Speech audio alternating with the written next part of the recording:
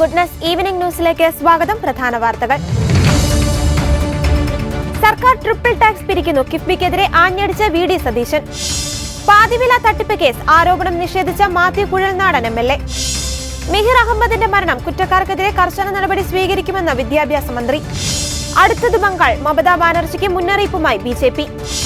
ഛത്തീസ്ഗഡിൽ വീണ്ടും ഏറ്റുമുട്ടൽ. 31 മാവോവാദികളെ വധിച്ച സുരക്ഷാ സേന. വാർത്തകൾ വിശദമായി.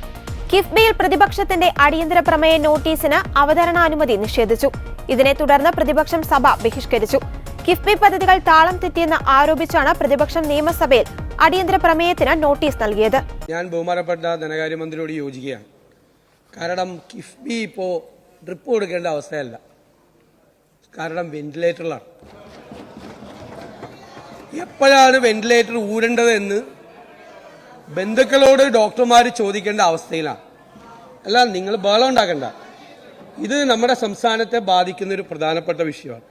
നിങ്ങൾ റോജി എം ജോൺ സംസാരിച്ചുകൊണ്ടിരുന്ന സമയത്ത് അങ്കമാലിയിൽ എത്ര കിട്ടി, പറവൂർ എത്ര കിട്ടി, അവിടെ എത്ര കിട്ടിയെന്ന് ചോദിക്കുക. ഈ പണം എന്ന് പറയുന്നത്, കിഫ്ബിയുടെ പണം എന്ന് പറയുന്നത് നിങ്ങളുടെ ആരുടെയും തറവാട്ട് സ്വത്ത് വിറ്റ് ബാങ്കിലിട്ടിരിക്കുന്ന പണമല്ല. ഇതിന്റെ കോർപ്പസ് എന്ന് പറയുന്നത്, സർ, ഇതിന്റെ കോർപ്പസ് എന്ന് പറയുന്നത് എന്താണ്? മോട്ടോർ വെഹിക്കിൾ ടാക്സിന്റെ പകുതി പെട്രോളിയം സെസ്. സർ, അങ്കമാലിയിലും പറവൂരിലും കൊട്ടാരക്കരയിലും ധർമ്മടത്തും എല്ലാം ഉള്ള ജനങ്ങൾ കൊടുക്കുന്ന മോട്ടോർ വെഹിക്കിൾ ടാക്സും ഞങ്ങളുടെ വോട്ടർമാർ കൊടുക്കുന്ന പെട്രോളിയം സെസ്സുമാണ് ഈ പണം. അത് ഏത് രീതിയിൽ ചെലവാക്കിയാലും ഏത് പദ്ധതി കൊണ്ടുവന്നാലും അത് ഞങ്ങൾക്കെല്ലാം അവകാശപ്പെട്ടാണ്. അല്ലാതെ പ്രതിപക്ഷ അംഗങ്ങളുടെ മണ്ഡലത്തിൽ കൂടുതൽ ചെലവാക്കി പണം കൊടുത്തു എന്ന് പറയുന്നത് ഒരു തെറ്റായ ഒരു സമീപനമാണ്. അതൊരിക്കലും ആവർത്തിക്കാൻ പാടില്ല ഈ സഭയിൽ. സർ, ഇതിന്റെ പ്രോബ്ലം ഇവിടെ എന്താണ് ഞങ്ങൾ പറഞ്ഞത്? ഇത് ഒച്ചിഴയുന്ന വേഗതയിലാണ് ഇത് പോകുന്നത്. ഇത് ഡിക്ലെയർ ചെയ്ത് എന്താണ്? 5 കൊല്ലക്കാലത്തേക്ക് 50,000 കോടി രൂപയുടെ പദ്ധതി പ്രഖ്യാപിച്ചു. 65,000 കോടിയുടെ പ്രഖ്യാപിച്ചു. അതാണ് റോജി എം ജോണിലൂടെ പറഞ്ഞത് 10,000 കോടി രൂപയുടെ നടത്തും. ഇപ്പൊ 8 കൊല്ലം കഴിഞ്ഞപ്പോൾ ഇപ്പൊ ആകെ പൂർത്തിയായിരിക്കുന്ന പദ്ധതികൾ എന്ന് പറയുന്നത് 18,000 കോടി രൂപയുടെ പദ്ധതികളാണ്. പദ്ധതികൾ മൂവ് ചെയ്യുന്നില്ല. ഇവിടെ അസംബ്ലിയിൽ തന്ന കണക്കാണ്. ബഹുമാനപ്പെട്ട ധനകാര്യമന്ത്രി അസംബ്ലിയിൽ തന്ന ഉത്തരമാണ് ഞാൻ പറയുന്നത്. അതാണ് വായിക്കുന്നത്. സർ, പദ്ധതികൾ മൂവ് ചെയ്യുന്നില്ല. എന്തുകൊണ്ടാണ് മൂവ് ചെയ്യാത്തത്? ഇതിന്റെ ഒരു എക്കണോമിക് മോഡൽ എന്ന് പറഞ്ഞുകൊണ്ട് ഇത് അവതരിപ്പിച്ചത് ആദ്യത്തെ ഒരു കോർപ്പസ് ആണ്. മോട്ടോർ വെഹിക്കിൾ ഫണ്ടും പെട്രോളിയം സെസ്. സർ, അത് കൺസോളിഡേറ്റഡ് ഫണ്ടിൽ നിന്ന് എടുക്കുന്ന തുകയാണ്. ആ തുക എടുത്തില്ലായിരുന്നെങ്കിൽ ഇപ്പോൾ PWDക്ക് കൊടുത്തിരിക്കുന്ന തുകയിൽ ഒരു 1000 കോടി രൂപ കൂടുതൽ വെക്കാം. ഇറിഗേഷന് 500 കോടി കൂടുതൽ വെക്കാം. ബാക്കിയുള്ള വകുപ്പുകൾക്ക്, നിർമ്മാണ പ്രവർത്തനങ്ങൾക്ക് ഈ പണം കൊടുക്കാമായിരുന്നു. ഈ നിർമ്മാണ പ്രവർത്തനങ്ങൾ PWDക്ക് കമ്പാരിറ്റീവ്ലി ബെറ്റർ ആയിട്ടുള്ള ഒരു സിസ്റ്റമുള്ള സംസ്ഥാനമാണ് കേരളം. ഇംപ്ലിമെന്റേഷൻ വലിയ കാലതാമസം, വല്ല കോൺട്രാക്ടർമാരൊക്കെ ഇട്ടിട്ട് പോയാൽ മാത്രമാണ് PWDയുടെ വർക്ക് സാധാരണ ഡിലേ വരാറുള്ളത്, വളരെ അപൂർവമായി. പിന്നെ സ്ഥലമെടുപ്പിന്റെ താമസം. അല്ലാതെ കേരളത്തിൽ വർഷങ്ങളായി പബ്ലിക് വർക്ക്സ് ഡിപ്പാർട്ട്മെന്റ് എന്ന് പറയുന്ന ഡിപ്പാർട്ട്മെന്റ് വളരെ സാമാന്യം നന്നായി ഫംഗ്ഷൻ ചെയ്യുന്ന, ഇംപ്ലിമെന്റ് ചെയ്യുന്ന ഒരു ഡിപ്പാർട്ട്മെന്റാണ്. എത്രയോ വർഷമായി നമ്മുടെ പ്രോജക്റ്റുകൾ. സർ, ആ സ്പീഡ്, PWDയുടെ സ്പീഡ്, അതിന്റെ 10-1 സ്പീഡ് ഈ കിഫ്ബിയുടെ വർക്കുകൾക്കുണ്ടോ? നിങ്ങളൊന്ന് റിവ്യൂ ചെയ്യും. 10-1 സ്പീഡ് ഉണ്ടോ? കിഫ്ബിയുടെ തന്ന വർക്കും PWD തന്ന വർക്കും തമ്മിൽ നിങ്ങളൊന്ന് കമ്പയർ ചെയ്യും. എത്ര വേഗത്തിലാണ് PWDയുടെ വർക്ക് നടക്കുന്നത്? കിഫ്ബിയുടെ വർക്ക് നടക്കുന്നുണ്ടോ? നടക്കുന്നില്ല. ഇതേ പണമാണ്. അന്നത്തെ ഉദ്ദേശം എന്തായിരുന്നു? അന്നത്തെ ധനകാര്യമന്ത്രിയുടെ വിചാരം എക്സ്ട്രാ ബജറ്ററി പണം 3% കടമെടുക്കാൻ പറ്റുള്ളൂ. ധനക്കമ്മിയുടെ 3%. Roji John MLA. ആണ് അടിയന്തര പ്രമേയത്തിന് നോട്ടീസ് നൽകിയത്. കൊള്ളപ്പലിശയ്ക്ക് കടമെടുത്ത് കൊള്ളപ്പലിശ തിരിച്ചടയ്ക്കുകയാണ് സർക്കാർ ചെയ്യുന്നതെന്ന് റോജി ജോൺ എം.എൽ.എ. ആരോപിച്ചു. കിഫ്ബി പരാജയപ്പെട്ട മാതൃകയാണെന്നും റോജി ചൂണ്ടിക്കാണിച്ചു. പ്രതിപക്ഷത്തിന്റെ ആശങ്കകൾ ഒന്നൊന്നായി ശരിയാകുന്നുവെന്നും കിഫ്ബി ബാധ്യത ജനങ്ങളുടെ മേൽ കെട്ടിവെക്കാൻ ശ്രമിക്കുകയാണെന്നും റോജി എം.എൽ.എ. നിയമസഭയിൽ പറഞ്ഞു. കിഫ്ബി പദ്ധതികൾ ഒച്ചിഴയുന്ന വേഗത്തിലാണ് മുന്നോട്ടു പോകുന്നതെന്നും റോജി എം ജോൺ കുറ്റപ്പെടുത്തി. കിഫ്ബി ഇപ്പോൾ വെന്റിലേറ്ററിലായെന്ന് പ്രതിപക്ഷ നേതാവ് വി.ഡി. സതീശനും ആരോപിച്ചു. അത് ഊരേണ്ടത് എപ്പോഴാണെന്ന് ചോദിക്കേണ്ട അവസ്ഥയാണ്. കിഫ്ബി പരാജയപ്പെട്ട മോഡലാണ്. കിഫ്ബി ആരുടെയും തറവാട് സ്വത്ത് വിറ്റ പണമല്ല. പെട്രോൾ മോട്ടോർ വാഹന സൈസാണ് കിഫ്ബിയുടെ അടിസ്ഥാനം. കിഫ്ബി ഭരണഘടനാ വിരുദ്ധമായ ബദൽ സംവിധാനമായി മാറി. കിഫ്ബിയെ ഓഡിറ്റിംഗിൽ നിന്ന് ഒഴിവാക്കുന്നു. കിഫ്ബി വെള്ളാനയായി മാറി. സംസ്ഥാന ബജറ്റിന്റെ മീതെ കിഫ്ബി ഇന്ന് ബാധ്യത ആയി നിൽക്കുകയാണ്. എന്നിരുന്നാലും കിഫ്ബി ഭയങ്കര സംഭവമാണെന്ന് വരുത്തി തീർക്കാനാണ് സർക്കാർ ശ്രമിക്കുന്നത്. കിഫ്ബി ഇല്ലെങ്കിലും കടമെടുത്ത് പദ്ധതികൾ നടപ്പാക്കാമായിരുന്നു. സംസ്ഥാനം ട്രിപ്പിൾ ടാക്സ് പിടിക്കുകയാണ്. ഇന്ധന സൈസ് മോട്ടോർ വാഹന നികുതി പിന്നെ ഇപ്പോൾ റോഡ് ടോളിലേക്ക് കടക്കുന്നു. കിഫ്ബിയെ ന്യായീകരിച്ച് പ്രതിപക്ഷത്തിന്റെ അടിയന്തര പ്രമേയ നോട്ടീസിന്മേൽ ധനകാര്യമന്ത്രി മറുപടി നൽകി. ദേശീയപാത വികസനത്തിന് കിഫ്ബിയിൽ നിന്നാണ് പണം നൽകിയതെന്ന് വ്യക്തമാക്കിയ ധനകാര്യമന്ത്രി കിഫ്ബിക്ക് വരുമാനദായക പദ്ധതികൾ വേണമെന്നാണ് നിലപാടെന്നും സഭയെ അറിയിച്ചു. വരുമാനദായക പദ്ധതി വേണമെന്ന പ്രതിപക്ഷ ആവശ്യവും ധനകാര്യമന്ത്രി ചൂണ്ടിക്കാണിച്ചു. റോഡിന്റെ കാര്യം പറഞ്ഞ് ജനങ്ങളെ ആശങ്കപ്പെടുത്തരുതെന്നും ധനകാര്യമന്ത്രി പ്രതിപക്ഷത്തോട് ആവശ്യപ്പെട്ടു. നാഷണൽ ഹൈവേ അതോറിറ്റി എല്ലാ നിർമ്മാണവും ടോൾ പിരിച്ചാണ് ചെയ്യുന്നതെന്നും ധനകാര്യമന്ത്രി ചൂണ്ടിക്കാണിച്ചു. പാതിവില തട്ടിപ്പ് കേസ് പ്രതി അനന്തു കൃഷ്ണനിൽ നിന്ന് പണം വാങ്ങിയെന്ന ആരോപണം നിഷേധിച്ച് മൂവാറ്റുപുഴ എം.എൽ.എ. മാത്യു കുഴൽനാടൻ. താൻ പണം വാങ്ങിയെന്നൊരു മൊഴി അനന്തു നൽകിയിട്ടില്ലെന്ന് ഉത്തരവാദിത്തപ്പെട്ട ഇടങ്ങളിൽ നിന്ന് വിവരം ലഭിച്ചിട്ടുണ്ടെന്നും മാത്യു കുഴൽനാടൻ വാർത്താസമ്മേളനത്തിൽ പറഞ്ഞു. പോലീസ് ഉദ്യോഗസ്ഥനുമായി സംസാരിച്ചു. ഈ സമയം വരെ തന്റെ പേര് മൊഴിയിൽ ഇല്ലെന്നാണ് പോലീസ് പറഞ്ഞത്. ഒരു അടിസ്ഥാനവും ഇല്ലാതെയാണ് തനിക്കെതിരെയുള്ള വാർത്തയെന്നും അദ്ദേഹം പ്രതികരിച്ചു. പാതിവില തട്ടിപ്പ് കേസിൽ രാഷ്ട്രീയ നേതാക്കൾക്ക് പണം നൽകിയെന്ന് പോലീസ് കസ്റ്റഡിയിലുള്ള പ്രതി അനന്തു കൃഷ്ണൻ മൊഴി നൽകിയിരുന്നു. എറണാകുളം ജില്ലയിലെ ഒരു എം.എൽ.എ. 7 ലക്ഷം രൂപ, ഇടുക്കി എം.പി. ഡീൻ കുര്യാക്കോസിനെ 45 ലക്ഷം രൂപ, CPIM ഇടുക്കി ജില്ലാ സെക്രട്ടറി CV വർഗീസിനെ 25 ലക്ഷം രൂപ, കോട്ടയം എം.പി. ഫ്രാൻസിസ് ജോർജിനെ 10 ലക്ഷം രൂപ എന്നിങ്ങനെ കൈമാറിയെന്നാണ് അനന്തകൃഷ്ണൻ പോലീസിന് മൊഴി നൽകിയത്. മൂവാറ്റുപുഴയിലെ യുവ കോൺഗ്രസ് നേതാവിനെ 5 ലക്ഷം രൂപ കൈവായ്പയായി നൽകിയെന്നും മൊഴിയുണ്ട്. ഇന്നലെ നടന്ന തെളിവെടുപ്പിന് ശേഷമായിരുന്നു അനന്തകൃഷ്ണൻ പോലീസിന് നിർണായക മൊഴി നൽകിയത്. മാത്യു കുഴൽനാടൻ എം.എൽ.എക്ക് പണം ബാങ്കിലേക്ക് നൽകാമെന്ന് പറഞ്ഞെങ്കിലും പണമായി കൈമാറിയാൽ മതിയെന്ന് അദ്ദേഹം ആവശ്യപ്പെട്ടെന്നും അനന്തകൃഷ്ണൻ മൊഴി നൽകിയിരുന്നു. ഇടുക്കി എം.എൽ.എ. ഡീൻ കുര്യാക്കോസിനെ കൈമാറിയ 45 ലക്ഷം രൂപയിൽ 15 ലക്ഷം തെരഞ്ഞെടുപ്പ് ഫണ്ടിലേക്കും ബാക്കി 30 ലക്ഷം രൂപ വ്യക്തിപരമായും കൈമാറിയെന്നാണ് മൊഴി. CPIM ഇടുക്കി ജില്ലാ സെക്രട്ടറി CV വർഗീസിനെ 25 ലക്ഷം രൂപ കൈമാറിയെന്നും മൊഴിയിൽ പറയുന്നു. തങ്കമണി സർവീസ് സഹകരണ ബാങ്കിലേക്ക് പണം അയച്ചുവെന്നാണ് മൊഴി. അവിടേക്ക് അയച്ചാൽ മറ്റാരുടെയെങ്കിലും പേരിൽ മാറ്റിയെടുക്കാമെന്ന് CV വർഗീസ് പറഞ്ഞുവെന്നും മൊഴിയിലുണ്ട്. ഛത്തീസ്ഗഡിലെ ബീജാപൂരിൽ സുരക്ഷാ സേനയും മാവോവാദികളും തമ്മിൽ വീണ്ടും ഏറ്റുമുട്ടൽ. 2 ജവാന്മാർ വീരമൃത്യു വരിച്ചു. 31 മാവോവാദികളെ വധിച്ചതായും വൻ ആയുധശേഖരം പിടിച്ചെടുത്തതായും സുരക്ഷാ സേന അറിയിച്ചു. പരിക്കേറ്റ 2 ജവാന്മാരെ വിദഗ്ധ ചികിത്സയ്ക്കായി വ്യോമമാർഗം റായ്പൂരിലെ ആശുപത്രിയിലേക്ക് മാറ്റി. ഞായറാഴ്ച രാവിലെ ബീജാപൂരിലെ ഇന്ദ്രാവതി നാഷണൽ പാർക്കിലെ വനത്തിനുള്ളിലാണ് ഏറ്റുമുട്ടലുണ്ടായത്. സുരക്ഷാ സേന തിരച്ചിൽ നടത്തുന്നതിനിടെയാണ് വെടിവെപ്പുണ്ടായതെന്ന് Bastar range IG P. Sundarraj പറഞ്ഞു. 31 മാവോവാദികളുടെ മൃതദേഹവും AK-47, ഇൻസാസ് റൈഫിൾ, സ്ഫോടക വസ്തുക്കൾ എന്നിവയടക്കം വൻ ആയുധശേഖരവും കണ്ടെത്തി.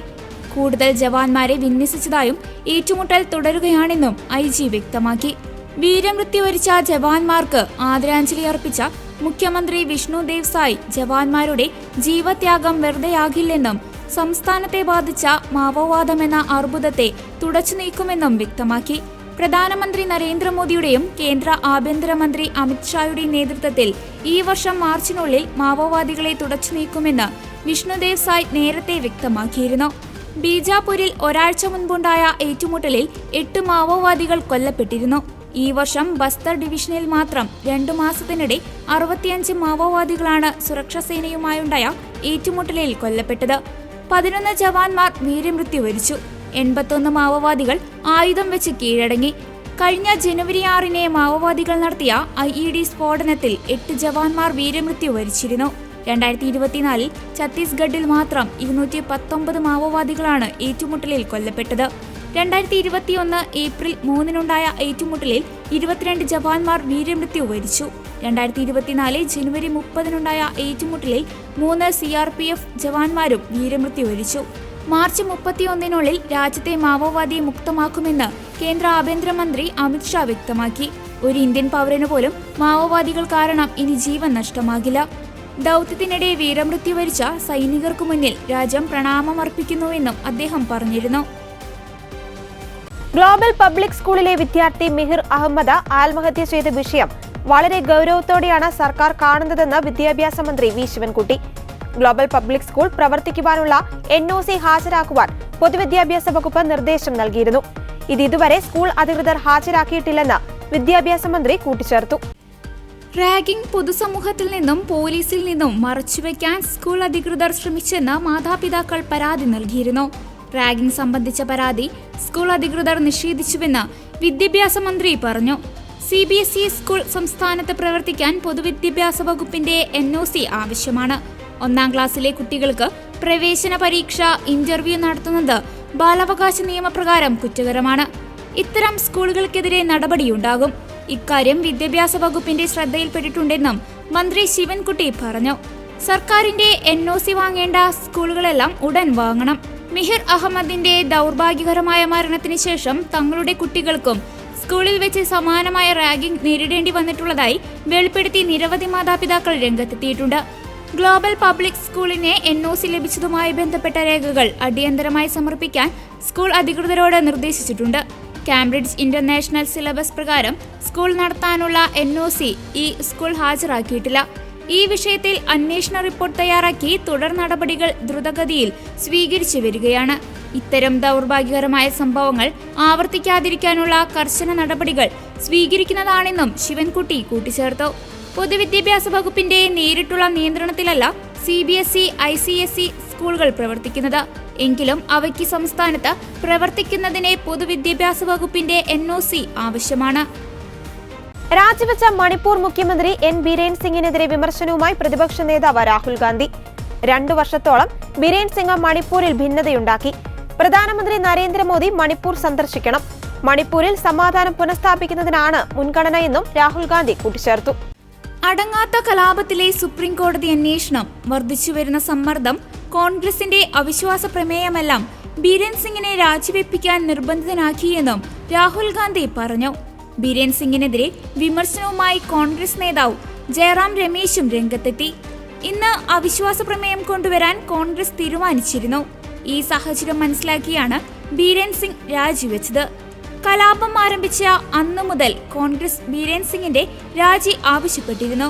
പ്രധാനമന്ത്രിയുടെ സന്ദർശനത്തിനായി മണിപ്പൂർ ജനത ഇപ്പോഴും കാത്തിരിക്കുന്നുവെന്നും ജയറാം രമേശ് കൂട്ടിച്ചേർത്തു. മണിപ്പൂരിലെ ജനങ്ങളെ സേവിക്കാൻ കഴിഞ്ഞതിൽ അഭിമാനമെന്ന് N ബിരേൻ സിംഗ് രാജിക്കത്തിൽ പറഞ്ഞു. കേന്ദ്രത്തോട് 5 അഭ്യർത്ഥനകളും രാജിക്കത്തിൽ എഴുതിയിട്ടുണ്ട്. മണിപ്പൂരിന്റെ പ്രാദേശിക സമഗ്രത നിലനിർത്തണം. നുഴഞ്ഞുകയറ്റം തടയാൻ നടപടി വേണം. അനധികൃത കുടിയേറ്റക്കാരെ നാടുകടത്തണം. മയക്കുമരുന്നിനെതിരെ പോരാട്ടം വേണമെന്നും ബിരേൻ സിംഗ് കത്തിൽ ആവശ്യപ്പെട്ടു. മുഖ്യമന്ത്രി ബിരേൻ സിംഗിന്റെ രാജിക്ക് പിന്നാലെ മണിപ്പൂർ നിയമസഭാ സമ്മേളനം മാറ്റിവെക്കുകയും ചെയ്തിരുന്നു.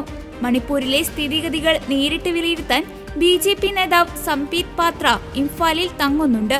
കലാപം തുടങ്ങി 2 വർഷത്തിന് ശേഷമാണ് ബിരേൻ സിംഗിന്റെ രാജി. അതേസമയം ബിരേൻ സിംഗ് മണിപ്പൂരിന്റെ കാവൽ മുഖ്യമന്ത്രിയായി തുടരും. മണിപ്പൂരിൽ രാഷ്ട്രപതി ഭരണത്തിന് ശുപാർശ ചെയ്തേക്കുമെന്നും റിപ്പോർട്ടുണ്ട്. മണിപ്പൂർ ഗവർണർ അജയ് കുമാർ ഭല്ല നാളെ ഡൽഹിയിലെത്തി അമിത് ഷാ അടക്കമുള്ളവരെ കാണും. ബിരേൻ സിംഗിന്റെ രാജിക്ക് പിന്നാലെ BJP MLA-മാർ മണിപ്പൂരിൽ യോഗം ചേരുകയും ചെയ്തു. നാളെ തുടങ്ങാനിരിക്കുന്ന നിയമസഭാ സമ്മേളനത്തിൽ അവിശ്വാസ പ്രമേയം അവതരിപ്പിക്കുമെന്ന് കോൺഗ്രസ് വ്യക്തമാക്കിയിരുന്നു. ഇതിന് പിന്നാലെയാണ് മുഖ്യമന്ത്രി രാജിവെച്ചൊഴിഞ്ഞത്. ഇന്ത്യയുടെ സാമ്പത്തിക രംഗത്ത് വലിയ മാറ്റങ്ങൾക്ക് വഴിയൊരുക്കുന്ന ഇന്ത്യ മിഡിൽ ഈസ്റ്റ് യൂറോപ്പ് സാമ്പത്തിക ഇടനാഴി പദ്ധതിയിൽ നിർണായക തീരുമാനങ്ങൾ ഉടൻ ഉണ്ടാകുമെന്ന് സൂചന. പ്രധാനമന്ത്രി നരേന്ദ്രമോദിയും US പ്രസിഡന്റ് ഡൊണാൾഡ് ട്രംപും തമ്മിൽ ഫെബ്രുവരി 12, 13 തീയതികളിൽ US-ൽ വെച്ച് നടക്കാനിരിക്കുന്ന കൂടിക്കാഴ്ചയിലായിരിക്കും പദ്ധതിയുമായി ബന്ധപ്പെട്ട നിർണായക ചർച്ചകൾ നടക്കുക. അദാനി ഗ്രൂപ്പാണ് IMEC പദ്ധതിയുടെ പ്രധാന പങ്കാളി. ഇതുൾപ്പെടെ ഇരു രാജ്യങ്ങളും തമ്മിലുള്ള പ്രതിരോധ സഹകരണം, സാമ്പത്തിക സഹകരണം എന്നീ വിഷയങ്ങളിലും ട്രംപ് മോദി ചർച്ച നടന്നേക്കും. ചൈനയുടെ പദ്ധതിക്ക് ബദലായി IMEC പദ്ധതിയെ ഉയർത്തിക്കാട്ടാനാണ് നീക്കം. ചൈനയുടെ ബെൽറ്റ് ആൻഡ് റോഡ് ഇനീഷ്യേറ്റീവ് പദ്ധതിക്ക് ബദലായി ബഹുരാഷ്ട്ര അടിസ്ഥാന സൗകര്യ സംരംഭമായ ഇന്ത്യ മിഡിൽ ഈസ്റ്റ് യൂറോപ്പ് സാമ്പത്തിക ഇടനാഴി മാറ്റുക എന്നതായിരിക്കും ചർച്ചയിലെ പ്രധാന അജണ്ട. മിഡിൽ ഈസ്റ്റ് വഴി ഇന്ത്യയെ യൂറോപ്പുമായി ബന്ധിപ്പിക്കുന്നതിനായി രൂപകൽപ്പന ചെയ്ത അടിസ്ഥാന സൗകര്യ പദ്ധതിയാണ് IMEC. India, UAE, Saudi Arabia, Israel, Europe എന്നിവയെ ബന്ധിപ്പിക്കുന്ന 4500 കിലോമീറ്റർ വ്യാപാര പാതയാണ് IMECയുടെ പ്രധാന സവിശേഷത. പരമ്പരാഗത കടൽപാതകളെ അപേക്ഷിച്ച് ഗതാഗത സമയം ഗണ്യമായി കുറയ്ക്കുന്നതിന് ഈ ഇടനാഴി സഹായിക്കുമെന്നാണ് വിലയിരുത്തൽ. പദ്ധതിയുടെ ഭാഗമായി പുതിയ തുറമുഖങ്ങൾ, റെയിൽ ശൃംഖലകൾ, ഊർജ പദ്ധതികൾ എന്നിവയാണ് ലക്ഷ്യം വെക്കുന്നത്. പങ്കാളിത്ത രാജ്യങ്ങൾക്കും ഇതിന്റെ പ്രയോജനം ലഭിക്കും. ഇസ്രായേലിലെ ഹൈഫ തുറമുഖത്തിന്റെ 70% ഓഹരികൾ അദാനി ഗ്രൂപ്പ് ഏറ്റെടുക്കുമെന്ന് റിപ്പോർട്ടുകളുണ്ടായിരുന്നു. ഇതും IMEC പദ്ധതിക്ക് നിർണായക ഘടകമാണ്. ഈ നീക്കം ഇന്ത്യ-ഇസ്രായേൽ ബന്ധം ശക്തിപ്പെടുത്തുക മാത്രമല്ല, മെഡിറ്ററേനിയൻ മേഖലയിൽ ഇന്ത്യക്ക് ശക്തമായൊരു അടിത്തറ നൽകുകയും ചെയ്യുന്നു. ഇസ്രായേൽ ഇന്ത്യ പ്രതിരോധ വ്യാപാരം പ്രതിവർഷം $10 ബില്യൺ ഉണ്ടെന്നാണ് കണക്കുകൾ സൂചിപ്പിക്കുന്നത്. താമസിക്കുവാൻ സ്വന്തമായി വീടില്ലാത്ത കുടുംബത്തിന് വീട് വെക്കുവാൻ ഡേറ്റ ബാങ്കിൽപ്പെട്ടാലും നെൽവയൽ തണ്ണീർത്തട പരിധിയിൽപ്പെട്ടാലും പഞ്ചായത്തോ നഗരസഭയോ അനുമതി നൽകേണ്ടതാണെന്ന് മുഖ്യമന്ത്രി പിണറായി വിജയൻ. ഗ്രാമപഞ്ചായത്തിൽ 10 സെന്റും നഗരത്തിൽ 5 സെന്റും സ്ഥലത്ത് വീട് വെക്കാനാണ് അനുമതി നൽകേണ്ടത്. TI മധുസൂദനന്റെ ശ്രദ്ധ ക്ഷണിക്കലിന് നിയമസഭയിൽ മറുപടി പറയുകയായിരുന്നു മുഖ്യമന്ത്രി. അർഹതപ്പെട്ടവർക്ക് സമയബന്ധിതമായി അനുമതി നൽകുന്നതിൽ വീഴ്ച വരുത്തുന്ന ഉദ്യോഗസ്ഥർക്കെതിരെ കർശനമായ നടപടി സ്വീകരിക്കുമെന്നും മുഖ്യമന്ത്രി പറഞ്ഞു. സ്വന്തമായി ഭൂമിയുണ്ടായിട്ടും വീട് നിർമ്മിക്കുവാൻ അനുമതി ലഭിക്കുന്നതുമായി ബന്ധപ്പെട്ട് നിലനിൽക്കുന്ന കാലതാമസവും തടസ്സവാദങ്ങളും സാധാരണക്കാർ നേരിടുന്ന പ്രധാന പ്രശ്നമാണെന്ന് അറിയിച്ച മുഖ്യമന്ത്രി 2016 LDF സർക്കാർ ആവിഷ്കരിച്ച ലൈഫ് പദ്ധതി പ്രകാരം ഇതിനകം 4,27,000 പേർക്ക് വീട് വെച്ച് നൽകിയെന്നും പറഞ്ഞു. അതേസമയത്ത് സ്വന്തമായി ഭൂമിയുള്ളവർക്ക് അവർ ആഗ്രഹിച്ച പോലെ കയറിക്കിടക്കാനൊരിടം ഉണ്ടാകണമെന്നതും പ്രധാനപ്പെട്ടതാണ്. അതിന് കഴിയാത്തവണ്ണം നെൽവയൽ നികത്തുന്നതിനെ തടസ്സമായി നിലനിന്ന 2008 നെൽവയൽ തണ്ണീർത്തട നിയമത്തിലെ വ്യവസ്ഥയിൽ സർക്കാർ 2018 ഭേദഗതി കൊണ്ടുവന്നു. ഈ ഭേദഗതി പ്രകാരം ഡാറ്റാ ബാങ്കിൽ ഉൾപ്പെടാത്ത നിലം ഇനത്തിൽപ്പെട്ട ഭൂമിയുടെ വിസ്തീർണം 10 സെന്ററിൽ കവിയാത്ത പക്ഷം അവിടെ 120 ചതുരശ്ര മീറ്റർ വിസ്തീർണമുള്ള വീട് നിർമ്മിക്കുന്നതിന് ഭൂമി തരം മാറ്റം ആവശ്യമില്ല. ഇത്തരം ഭൂമിയിലെ വീടുകളുടെ നിർമ്മാണത്തിന് തദ്ദേശ സ്വയംഭരണ സ്ഥാപനത്തിൽ നിന്നും പെർമിറ്റ് ലഭിക്കുന്നതിന് ഒരു തടസ്സവാദവും ഉന്നയിക്കാൻ കഴിയില്ല. ഇത്തരം അപേക്ഷകളിൽ വീട് നിർമ്മാണത്തിനുള്ള പെർമിറ്റ് അനുവദിക്കുന്നതിന് ഭൂമി BTRൽ നിലം എന്ന് രേഖപ്പെടുത്തിയത് തടസ്സമാവില്ല എന്ന് ഉറപ്പുവരുത്തുന്നതാണ്. അതുപോലെ 5 സെന്റ് വരെയുള്ള ഭൂമിയിൽ 40 ചതുരശ്ര മീറ്റർ വരെ വിസ്തീർണമുള്ള വാണിജ്യ കെട്ടിടങ്ങളുടെ നിർമ്മാണത്തിനും പ്രസ്തുത നിയമത്തിലെ 27A വകുപ്പ് പ്രകാരം തരംമാറ്റൽ ആവശ്യമില്ല. കെട്ടിട നിർമ്മാണ അപേക്ഷയോടൊപ്പം നിർദ്ദിഷ്ട ഭൂമി ഡാറ്റാ ബാങ്കിൽ ഉൾപ്പെട്ടതല്ല എന്ന സാക്ഷ്യപത്രം ബന്ധപ്പെട്ട തദ്ദേശ സ്ഥാപന സെക്രട്ടറി മുമ്പാക്കി സമർപ്പിച്ചാൽ മതിയാകും. എല്ലാ തദ്ദേശ സ്വയംഭരണ സ്ഥാപനങ്ങളിലെയും ഉദ്യോഗസ്ഥർ ഇക്കാര്യത്തിൽ അനുമതി നൽകാൻ പ്രത്യേകം ശ്രദ്ധിക്കണം. ഓരോ കാരണവും പറഞ്ഞ് മടക്കലാണ് തങ്ങളുടെ ഉത്തരവാദിത്തമെന്ന് കരുതാൻ പാടില്ല. അർഹതപ്പെട്ടവർക്ക് സമയബന്ധിതമായി അനുമതി നൽകുന്നതിൽ വീഴ്ച വരുത്തുന്ന ഉദ്യോഗസ്ഥർക്കെതിരെ കർശനമായ നടപടി സ്വീകരിക്കുമെന്നും മുഖ്യമന്ത്രി പറഞ്ഞു. നിർമ്മിത ബുദ്ധിയുടെ ഭാഗമായി രൂപപ്പെടുന്ന ഉൽപാദനോപാധികളുടെ ഉടമസ്ഥാവകാശം കോർപ്പറേറ്റുകളുടെയും മുതലാളിമാരുടെയും കയ്യിലെത്തുന്നതോടെ പ്രതിസന്ധികൾ കൂടുമെന്ന് CPM സംസ്ഥാന സെക്രട്ടറി MV ഗോവിന്ദൻ. ഇത് വലിയ പോരാട്ടങ്ങളും സമരങ്ങളും ശക്തിപ്പെടുവാൻ കാരണമാകുമെന്നും അദ്ദേഹം പറഞ്ഞു. AI ഉപയോഗിക്കുമ്പോഴുള്ള പ്രശ്നം കുത്തക മുതലാളിത്തത്തിന്റെ ലാഭം, നേരത്തെ പറഞ്ഞ മിച്ചമൂല്യ വിഹിതം വലിയ രീതിയിൽ കൂടാൻ പോവുകയും അവർ തന്നെ പറയുന്നത് പോലെ 10-60% ആളുകളുടെ തൊഴിൽ നഷ്ടപ്പെടാനിടയാവുകയും ചെയ്യുന്ന ഒരു സാഹചര്യം ലോകത്ത് വളർന്നു വന്നാൽ വളരെ വ്യക്തമായിട്ട് ചൂണ്ടിക്കാണിക്കാനുള്ളത് ഈ ശാസ്ത്രത്തിന്റെ ഭാഗമായിട്ട് രൂപം കൊള്ളുന്ന ഉൽപാദനോപാധികളെല്ലാം ഈ കോർപ്പറേറ്റുകളുടെയും മുതലാളിമാരുടെയും കയ്യിലെത്തുന്നിടത്തോളം കാലം ഈ പ്രതിസന്ധി കൂടുകയാണ് ചെയ്യുക. വലിയ പോരാട്ടങ്ങളും സമരങ്ങളും ശക്തിപ്പെട്ടു വരികയാണ് ചെയ്യുക. AI ഉപയോഗിക്കുമ്പോഴുള്ള പ്രശ്നം എന്താണ്? കുത്തക മുതലാളിത്തത്തിന്റെ ലാഭം, മിച്ചമൂല്യവിഹിതം വലിയ രീതിയിൽ കൂടും. അവർ തന്നെ പറയുന്നത് പോലെ 10-60% ആളുകളുടെ തൊഴിൽ നഷ്ടപ്പെടാൻ ഇടയാകുകയും ചെയ്യും. ഈ സാഹചര്യം ലോകത്ത് വളർന്നു വന്നാൽ ഈ ശാസ്ത്രത്തിന്റെ ഭാഗമായി രൂപം കൊള്ളുന്ന ഉൽപാദനോപാധികളെല്ലാം കോർപ്പറേറ്റുകളുടെയും മുതലാളിമാരുടെയും കയ്യിലായിരിക്കുന്നിടത്തോളം കാലം പ്രതിസന്ധി കൂടുകയാണ് ചെയ്യുക എന്നും എം.വി. ഗോവിന്ദൻ പറഞ്ഞു. നേരത്തെ എം.വി. ഗോവിന്ദൻ AI കുറിച്ച് നടത്തിയ പ്രസ്താവനകൾ വലിയ ചർച്ചയായിരുന്നു. AI സോഷ്യലിസത്തിലേക്ക് നയിക്കുമെന്നായിരുന്നു അദ്ദേഹത്തിന്റെ ആദ്യ പ്രസ്താവന. പിന്നീട് അത് വിവാദമായതോടെ AI വരുന്നതോടെ സമൂഹത്തിലെ സമ്പത്തിന്റെ വിതരണത്തിലുള്ള വൈരുദ്ധ്യം വർദ്ധിക്കുമെന്നും ഇത് തൊഴിലില്ലായ്മയുടെ തോത് 60% ഉയർത്തുമെന്നും ഗോവിന്ദൻ പറഞ്ഞിരുന്നു. അതിനിടെ ഡൽഹി തെരഞ്ഞെടുപ്പിൽ BJPക്കുണ്ടായ വിജയത്തിന് കാരണക്കാർ കോൺഗ്രസ് ആണെന്ന് എം.വി. ഗോവിന്ദൻ പറഞ്ഞു. ഡൽഹി പോലെ തന്ത്രപ്രധാനമായ ഒരു പ്രദേശത്തിന്റെ ഭരണം 25 വർഷങ്ങൾക്ക് ശേഷം വീണ്ടും BJPക്ക് ലഭിച്ചിരിക്കുകയാണ്. ആരാണ് ആ ഭരണം BJPക്ക് നൽകിയതെന്ന ചോദ്യത്തിന് ഒരൊറ്റ ഉത്തരമേയുള്ളൂ, അത് കോൺഗ്രസ് ആണ്. ഇന്ത്യ മുന്നണിയുടെ ഭാഗമായി കോൺഗ്രസിനും AAPക്കും യോജിച്ചു നിൽക്കാനാവാത്ത സാഹചര്യം സൃഷ്ടിച്ചത് കോൺഗ്രസ് ആണെന്നാണ് എം.വി. ഗോവിന്ദൻ കുറ്റപ്പെടുത്തിയത്. കോൺഗ്രസ് ഇപ്പോഴും പഴയ വെല്ലേട്ട മനോഭാവം തുടരുകയാണ്. കഴിഞ്ഞ തെരഞ്ഞെടുപ്പിലും അതിനു മുൻപ് നടന്ന തെരഞ്ഞെടുപ്പിലും ഈ തെരഞ്ഞെടുപ്പിലും കോൺഗ്രസിന്റെ സീറ്റ് വട്ടപൂജ്യമാണ്. യോജിച്ച് മത്സരിച്ചില്ലെങ്കിൽ അവിടെ BJPക്ക് ആയിരിക്കും മുൻകൈ കിട്ടുകയെന്ന് ഇന്ത്യൻ രാഷ്ട്രീയത്തിന്റെ എന്തെങ്കിലും ഭാഗമറിയുന്ന എല്ലാവർക്കും അത് മനസ്സിലാകുമെന്നും അദ്ദേഹം പറഞ്ഞു. ഇതിന്റെ ഒപ്പം ചേർത്തുവോളം ദേശീയ രാഷ്ട്രീയത്തെ സംബന്ധിച്ച് വിശദീകരിക്കാം. നമുക്കറിയാം, ദേശീയ രാഷ്ട്രീയത്തിന്റെ ഭാഗമായിട്ട് കഴിഞ്ഞ 18ാം ലോകസഭാ തെരഞ്ഞെടുപ്പിന്റെ BJP മുന്നോട്ടേക്ക് വെച്ച മുദ്രാവാക്യം സ്വാഭാവികമായി 2025 ഈ വർഷം RSSന്റെ 100ാം വാർഷികത്തിൻ്റെ ഭാഗമായിട്ടാണ് വരിക. അപ്പോൾ കഴിഞ്ഞ തെരഞ്ഞെടുപ്പോടുകൂടി ഇന്ത്യയിൽ 100 വർഷമായിട്ട് RSS പറയുന്ന ഹിന്ദുത്വ അജണ്ട, ഹിന്ദുരാഷ്ട്രം എന്ന അവരുടെ സങ്കല്പം, അത് നടപ്പിലാക്കാനാവുമെന്നായിരുന്നു അവർ പ്രതീക്ഷിച്ചത്.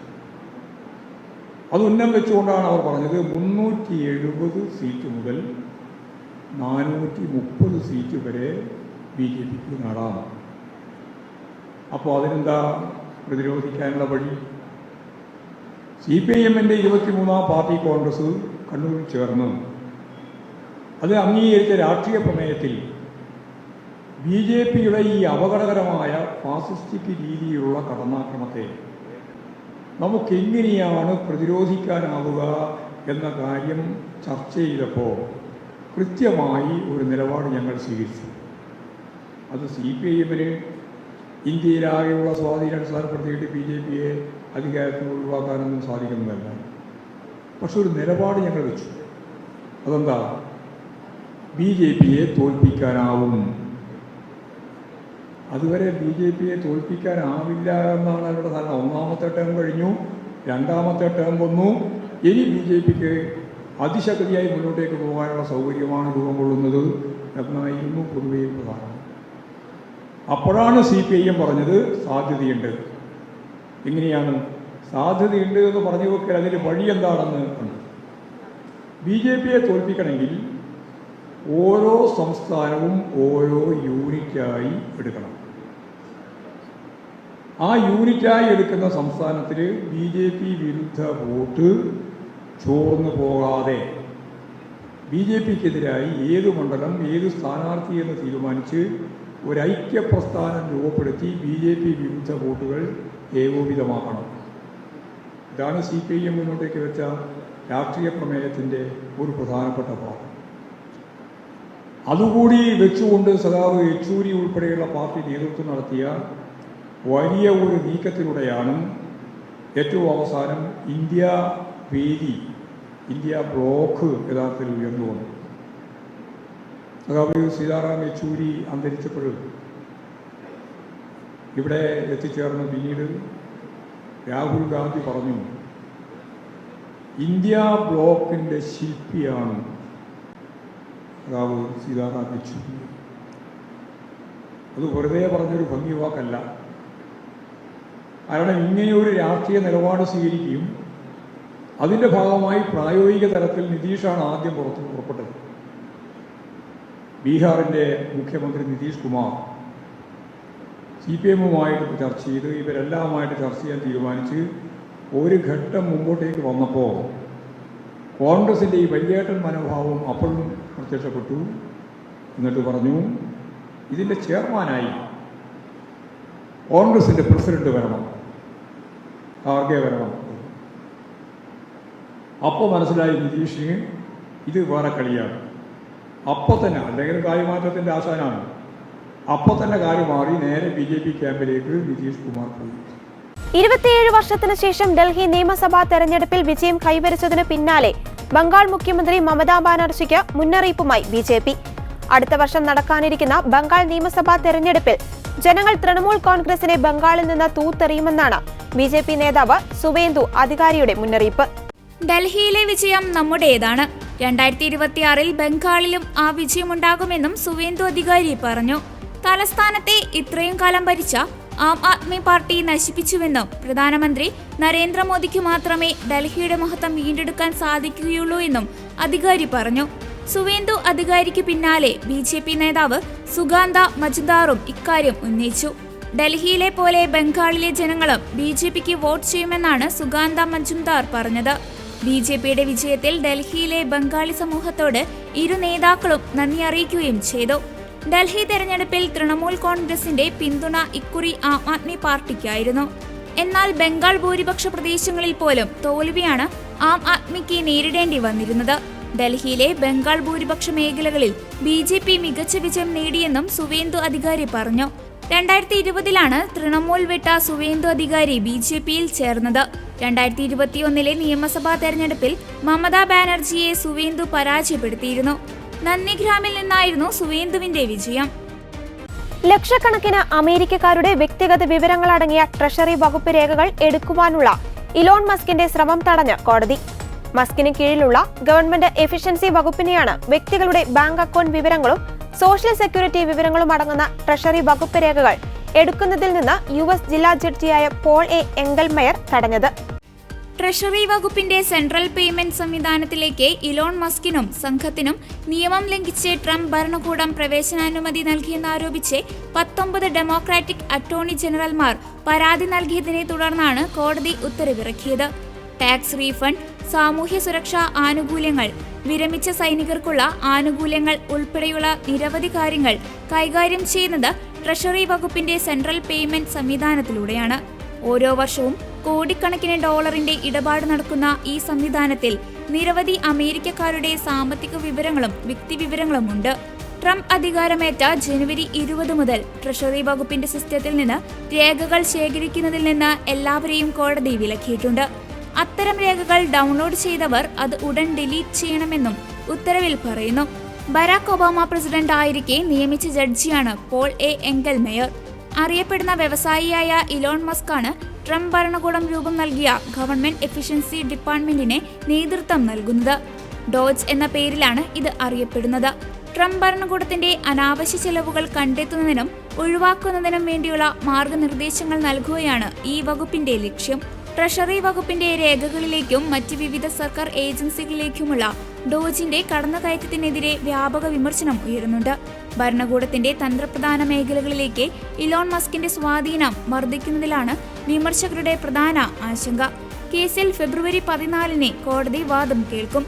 വിഷയത്തിൽ വൈറ്റ് ഹൌസ് ഇതുവരെ പ്രതികരിച്ചിട്ടില്ലെന്ന് വാർത്ത പുറത്തുവിട്ട അസോസിയേറ്റ് പ്രസ് പറയുന്നു. ഇതോടെ ഗുഡ്നസ് ഈവനിംഗ് ന്യൂസ് ഇവിടെ പൂർണ്ണമാകുന്നു. കൂടുതൽ വാർത്താ അപ്ഡേറ്റുകൾക്കായി ഗുഡ്നസ് ന്യൂസ് ചാനൽ സന്ദർശിക്കുക. നന്ദി.